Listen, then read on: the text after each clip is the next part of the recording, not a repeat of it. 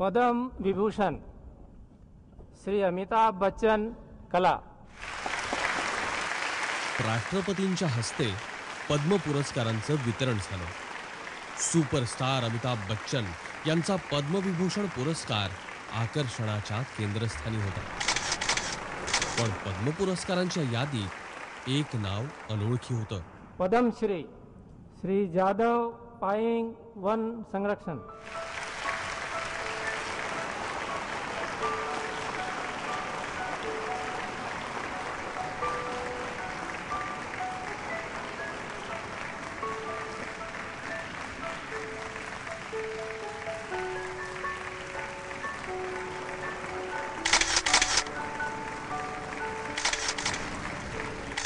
Jadhav point नहीं। जादव पायेंग का नाम सुना है? नहीं। जादव पाइंट। जादव पायेंग जादवपुर के वो आदमी होगा। नहीं, हम लोग जादव पाइंट नहीं। जादव पायेंग या माणसानं असं नेमकं काय केलंय ते जाणून घेण्याची उत्सुकता निर्माण झाली। थोडीशी माहिती गोळा केली आणि आमचा प्रवास सुरू झाला।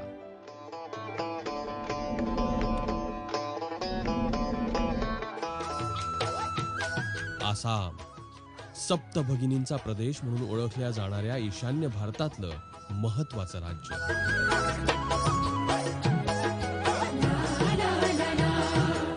ब्रह्मपुत्रेच्या या खोऱ्यात अनेक वैशिष्ट्य दडलेली आहेत। आसामची सांस्कृतिक राजधानी म्हणून जोरहाटची ओळख आहे। वैष्णवांचं मोठं तीर्थस्थळ म्हणूनही जोरहाटचं मानाचं स्थान आहे।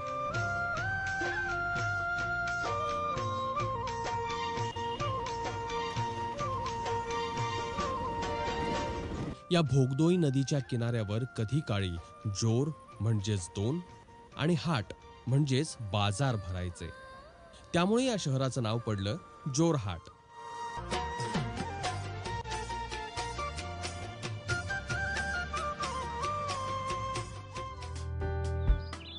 अहोम राजसत्तेचे अवशेष आजही इथं पाहायला मिळतात। एक शिंगी गेंड्यासाठी प्रसिद्ध असलेलं काझीरंगा अभयारण्य इथून फक्त तासाभराच्या अंतरावर। चहाच्या मळ्यासाठी जोरहाटचा परिसर जगात प्रसिद्ध आहे। या भागाला जगाच्या नकाशावर पोहोचवणारं आणखी एक नाव म्हणजे जादव पायेंग। जादव पायेंग का नाम सुना है? हाँ, सुना है। कहाँ सुना है, क्या सुना है उनके बारे में? उन्होंने तो इस बार पद्मश्री पाया है ना, जादव पायेंग ने, और उसने फॉरेस्ट रिजर्वेशन के लिए बहुत सारा काम किया है। और आसाम के लिए वो एक मतलब गौरव की बात है कि उसने ऐसा, उसको पता नहीं है कि वो एक अच्छा काम करे, लेकिन फिर भी वो कर रहे हैं, तो अच्छा है। वो actually very simple man. Award पर लेने के लिए वो काम नहीं किया था। बाद में देखा जाए कि हम लोग गवर्नमेंट जो काम नहीं किया था वो काम वो एकला करा। 5 वर्षांपूर्वी हे नाव कुणालाही माहित नव्हतं। आज जादव पायेंग यांना वनपुरुष ही नवी ओळख मिळाली आहे।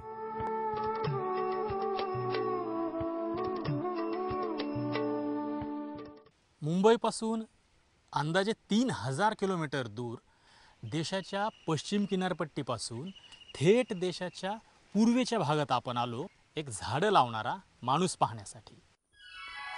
जादव मोलाई पायेंग, वय वर्ष 56। 1979 सालापासून आयुष्य एकाच कामाला वाहून घेतलेलं, झाडं लावायची आणि धरतीला हिरवं करायचं। ध्यास असा की एक एक झाड स्वतःच्या हाताने लावत आज ब्रह्मपुत्रेच्या एका बेटावर तब्बल 1250 एकरवर मुलाई कथोनी हे जंगलच त्यांनी उभं केलंय।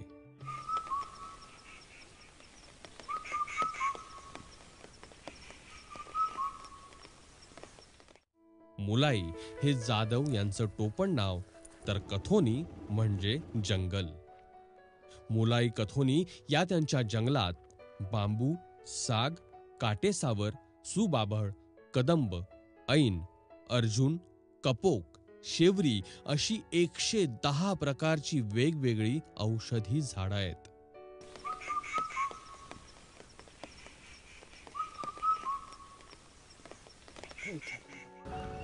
जवळच्याच काझीरंगा अभयारण्यातून गेंडे तर शेजारच्या अरुणाचलमधून हत्ती 3 ते 4 महिने मुक्कामी येतात.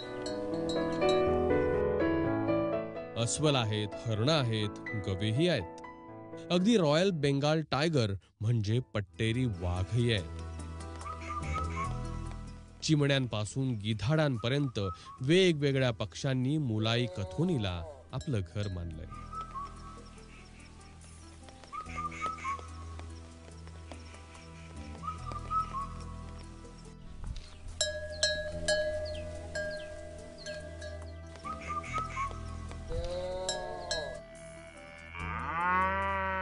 जाधव पायेंग यांचं हे बेटावरचं जग बाहेरच्या जगाला कळायला 30 वर्ष लागली. पत्रकार आणि हौशी फोटोग्राफर असलेल्या जीतू कलिता यांच्यामुळे या जंगलाची, हे जंगल बसवणाऱ्या जाधव पायेंग यांची माहिती अगदी योगायोगानं समोर आली.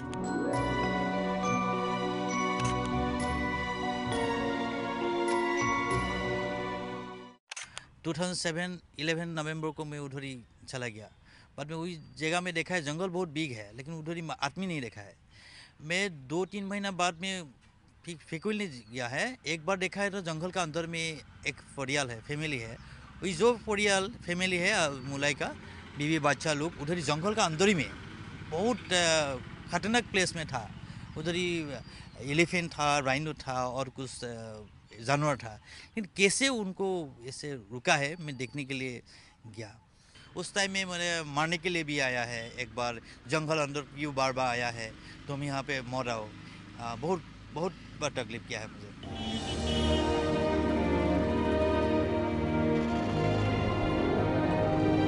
जोरहाट पासून 25 किलोमीटर अंतरावर कोकिलामुख परिसरात आणि टिपिकल बांबूच्या घरात जाधव पायेंग राहतात.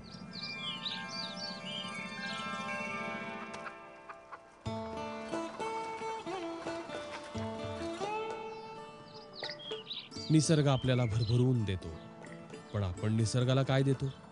याच एका साध्या प्रश्नातून जाधव पायेंग यांच्या थक्क करणाऱ्या प्रवासाला सुरुवात झाली. ब्रह्मपुत्रेचं रौद्र रूप जाधव यांनी लहानपणीच पाहिलं होतं. त्या महापुरानं या बेटावर एकही झाड शिल्लक ठेवलं नव्हतं. थोडीशी सावलीही न मिळाल्यानं शेकडो साप वाळूत तडफडून मेले. झाडं नसतील तर आपली म्हणजेच माणसाची अवस्था ही अशीच होईल का? याच चिंतेनं 16-17 वर्षांचे जाधव पायेंग अस्वस्थ झाले.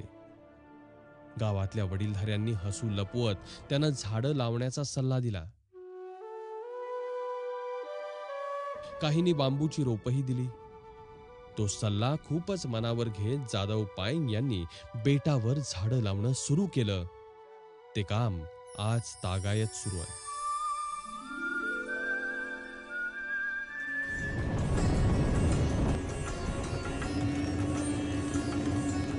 गेली 35 वर्ष हा माणूस रोज अक्षरशः वेड्यासारखं काम करतोय.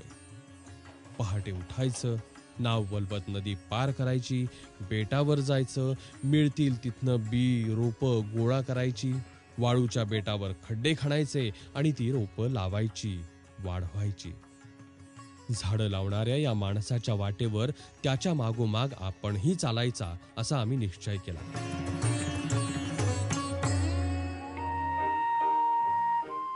त्यासाठी भल्या पहाटे 3:30 वाजता भेटायचं नक्की झालं. होय, पहाटे 3:30 वाजता जाधव यांचा दिवस सुरू होतो. ते कोणाचीही वाट बघत नाहीत, औपचारिकतेची कोणतीही पर्वाही करत नाहीत. प्रयत्नांची पराकाष्ठा करत आम्ही ठरल्याप्रमाणे वेळेत म्हणजे पहाटे 3:30 वाजता जाधव यांच्या घरी पोहोचलो. त्यावेळी त्यांची तयारी सुरू होती.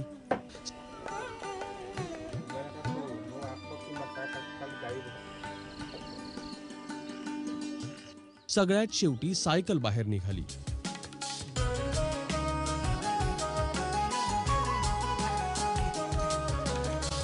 त्या सायकलवर 2 पिशव्या आणि एक पोतं लादलं गेलं आणि झाडं लावणाऱ्या माणसासोबत आमचा प्रवास सुरू झाला.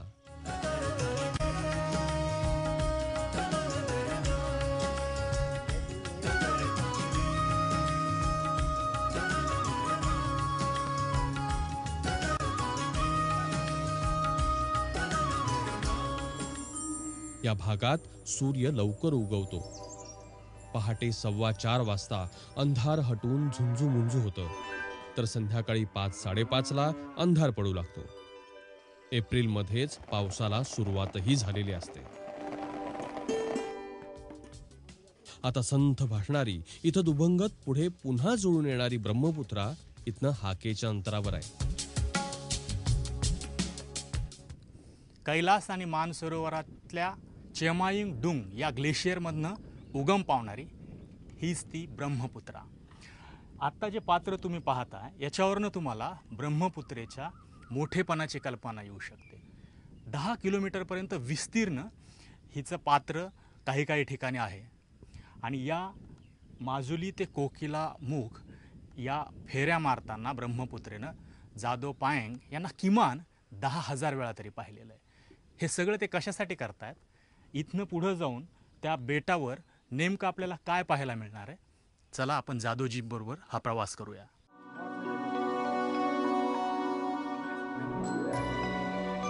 ऊन, वारा, पाऊस काहीही असलं तरी जादव पायंग आपली नाव काढतात आणि पलीकडच्या बेटावर जाऊन बी रोपं लावण्याचं काम करतात.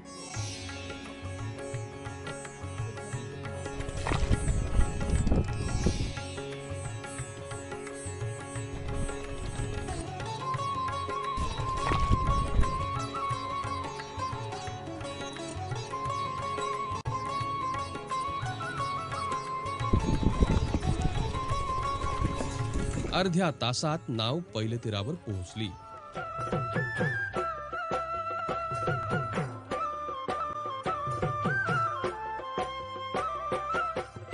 इथून पुढे 7 ते 8 किलोमीटरचा जंगल ट्रेल सुरू झाला.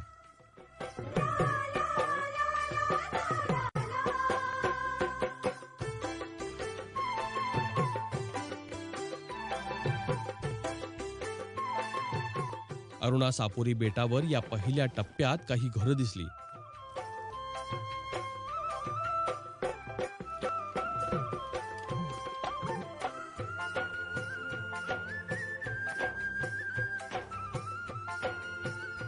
घराबाहेर काही गाई म्हशी, टीव्हीची डिश आणि सोलार पॅनल हमखास दिसतात.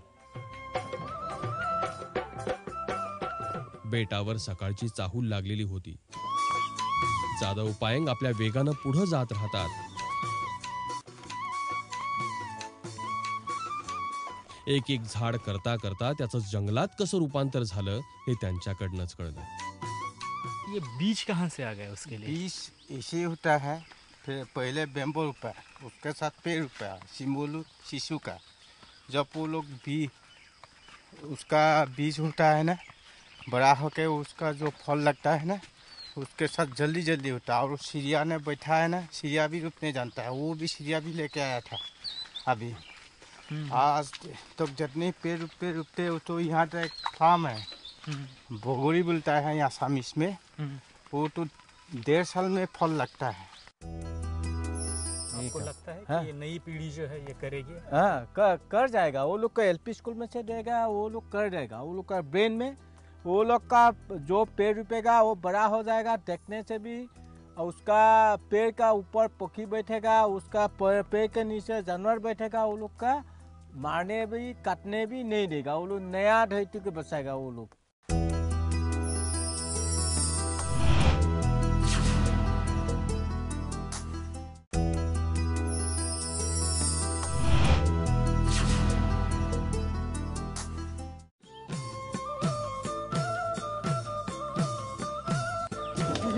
वस्ती मागे पडली. पावसाने निसरड्या झालेल्या वाटेत एका ओळखीच्या ठिकाणी जादव पायंग थबकले. 1250 एकर जंगलाचं पहिलं रोप जिथं लावलं गेलं तीच ही जागा.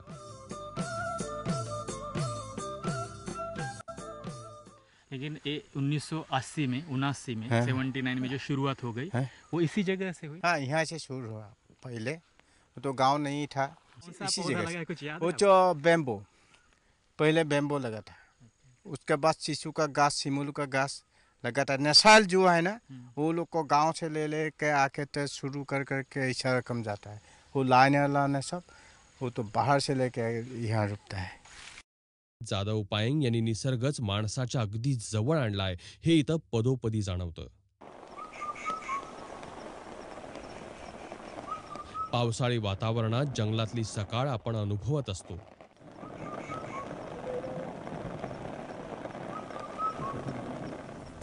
जाधव पायंग मात्र त्यांच्या गतीनं पुढे निघून गेले होते.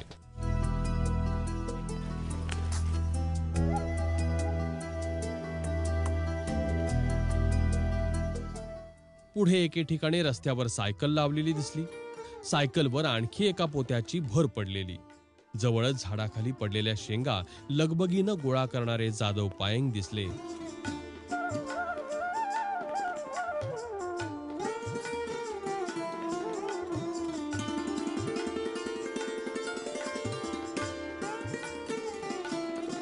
जादव जी, ये आप क्या कर रहे हैं? ये बीज है, उसका घास एलिफेंट ने बहुत खाया था. अच्छा. एलिफेंट के मेन पेड़ का घास है. वो है ना बड़ा हो गया ना, उसका बीज है. एलिफेंट के लिए लेता है. तो ये आप किसके लिए अभी ले रहे हैं ये? वो मेका ही में देगा. वो तो बारिश आ गया तो मौसम के टाइम में वो देने से भी अच्छा होगा. जल्दी जल्दी बड़ा होता है, एलिफेंट के खाना मिल जाएगा. हेच त्यांचं सर्वात मोठं डिपॉझिट असतं.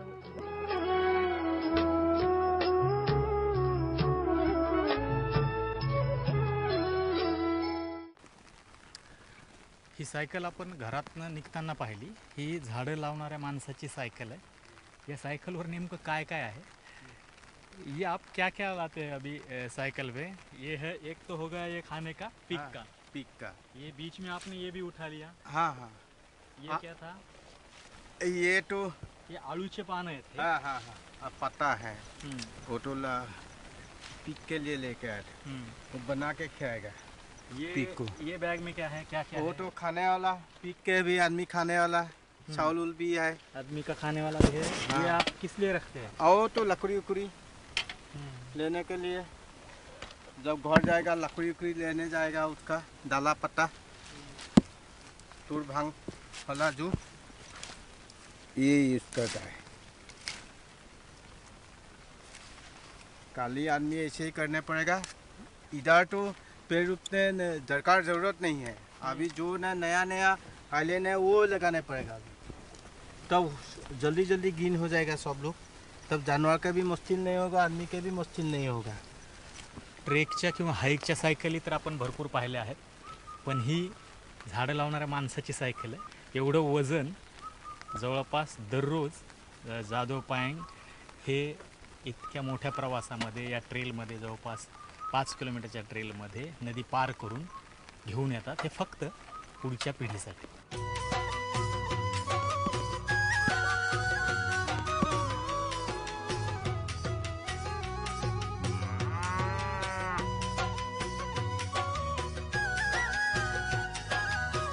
आणखी अर्धा तास चालल्यानंतर जाधव यांचा गोठा लागला. तिथे गोठ्याजवळ काही प्राणी त्यांची वाट पाहत होते. वराह पालन आणि 50 ते 60 गायी हाच जाधव यांच्यासहित बेटावरील प्रत्येकाच्याच उत्पन्नाचा मार्ग.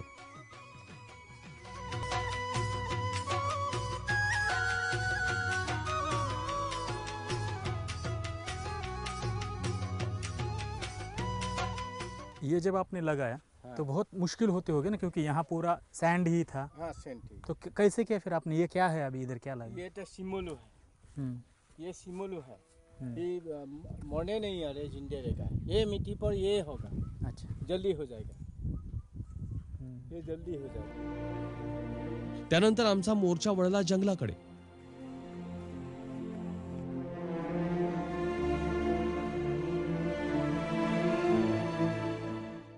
30 वर्षांपूर्वी इथं फक्त वाळूचं बेट होतं.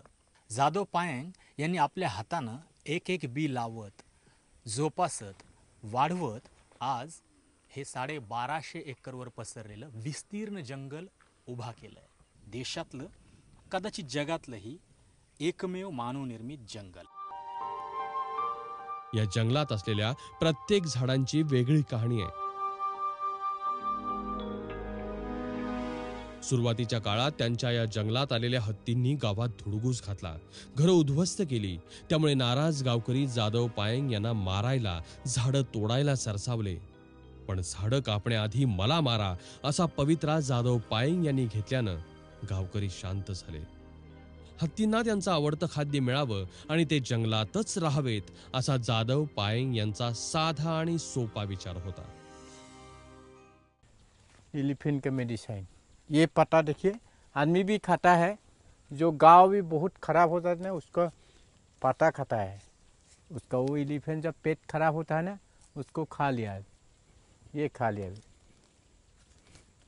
उसको बुलाया भेड़ा लेता है जंगली, आदमी के लिए बहुत अच्छा है. गांव जब बीच होता है ना उसको खाने से भी अच्छा. जंगल उभारणीच्या या काळात जाधव पायंग यांनी एकही रोप वाया घालवलं नाही. 2 दशकांपूर्वीच्या पुरात ओंडक्यासोबत एक छोटंसं रोपटं वाहत आलं. तेही रोपटं अलगद काढून घेत जाधव पायंग यांनी इथं लावलं. आज त्याचं या डेरेदार वृक्षात रूपांतर झालंय. पुराच्या काळात पशुपक्ष्यांना आधार ठरणाऱ्या या मोठ्या वारुळातल्या झाडाचा किस्साही भन्नाट आहे. वाळवीपासून हे झाड वाचवण्यासाठी त्यांनी गावातून मोठ्या लाल मुंग्या आणल्या होत्या. लवकरात लवकर येणारी झाडं लावायची, लवकर वाढवायची, हे एकच चक्र जाधव यांच्या डोक्यात सतत सुरू असतं. आपके दिमाग में हमेशा ऐसे ही चलता है क्या कि ये ले जा सकते हैं, ये लगा सकते हैं, ये जल्दी आएगा? या वो भी यही नहीं है, यहाँ से ले जाएगा. ये सब बाहर से लेके आया था, उसे सब छिटा दिया है. और फ्लाम है वो तो हरिन भी खाता है, गाय भी खाता है, आदमी भी खाता है. वो तो यहाँ जितनी भी है ना, आदमी 20,000 30,000 रुपया कमा लिया अभी 3 महीने में. जीवो जीवस्य जीवनम अशी एक परिपूर्ण इकोसिस्टीम म्हणजेच परिसंस्था इथं पाहायला मिळते. त्यात माणसाची लुडबुड मात्र जाधव यांना खटकते. सुरुवातीच्या काळात शिकाऱ्यांनी मारलेल्या गेंड्यांचे अवशेष आजही मुलाई कथोनीमध्ये आहेत. त्यामुळेच पृथ्वीला सर्वात मोठा धोका माणसांपासून आहे असं जाधव पायंग यांचं ठाम मत आहे.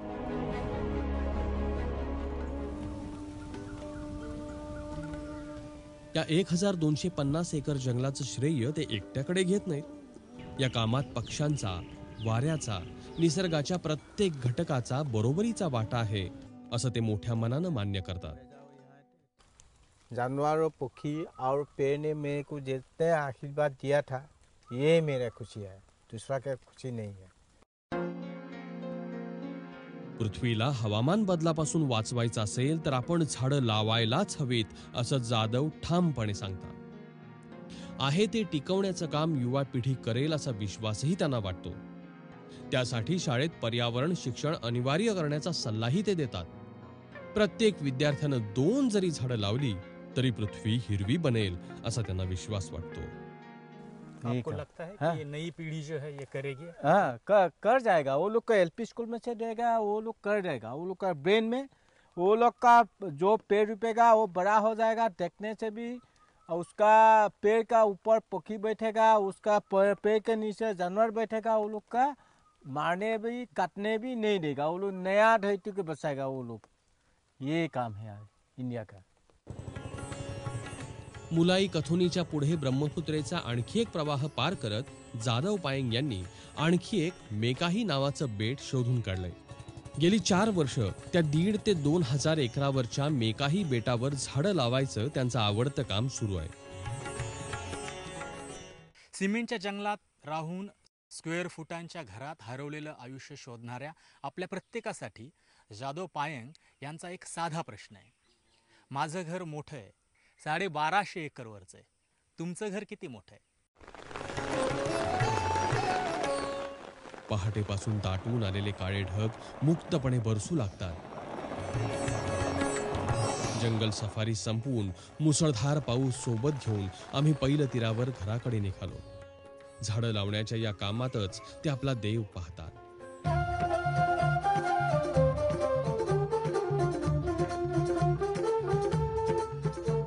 राज्यातील देशातील अनेक पुरस्कार त्यांना आता मिळू लागलेले आहेत.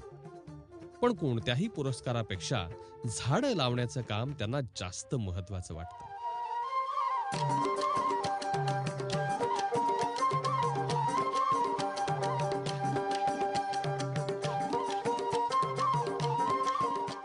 ये देने से भी क्या होगा, पहले धरती बसाने से जरूरत है, धरती बसाएगा ये सम्मान देगा, धरती नहीं बसाएगा तो कैसे रहेगा, धरती नहीं रहेगा तो क्या होगा.